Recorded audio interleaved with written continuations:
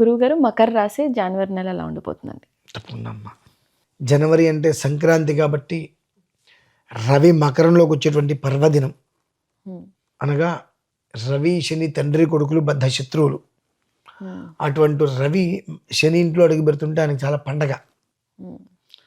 దీని ప్రభావం ఎలా ఉంటుంది అని అంటే, కొంతకాలంగా అరమరికలతో మాటాతో విడిపోయిన కుటుంబాలు కూడా కలిసేటువంటి యోగం ఎక్కువగా ఉంటూ ఉంటుంది.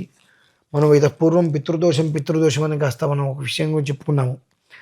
రవి శని ఒకే రాశిలో ఉంటే ఆ పితృదోషము పితృశాప ప్రభావాలను ఉంటూ ఉంటాయి.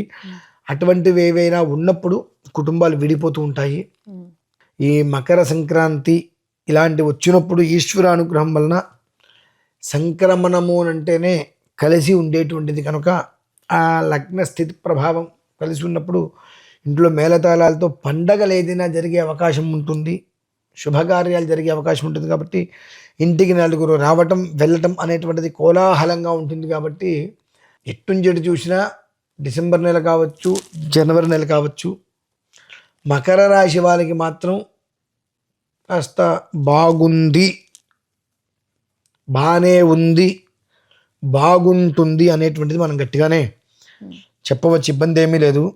కాకపోతే ఏమిటి అని అంటే, పితృయుక్తంగా ఉండేటువంటి ఒక దోషం ఏదైతే ఉంటుందో, అనగా పితృయుక్త దోషము అనగా అకారణంగా తండ్రి కొడుకులు మాట మాట్లాడుకోకపోవడం ఉంటుంటాయి.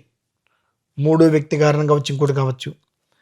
అటువంటిది ఏదైనా ఉన్నప్పుడు ఒక్కసారి భాగ్యస్థానంలో ఏ గ్రహం ఉంది, ఆ గ్రహానికి శనికి ఉండేటువంటి సంబంధం ఏంటి, ఆ గ్రహానికి రవికి ఉండేటువంటి సంబంధం ఏంటి, తద్వారా కుటుంబం అనేటువంటిది ఏ స్థితిలో ముందుకు కలుగుతుంది అనేటువంటి విషయాన్ని తెలుసుకోవడం వాళ్ళకి చాలా శ్రేయోదాయకం.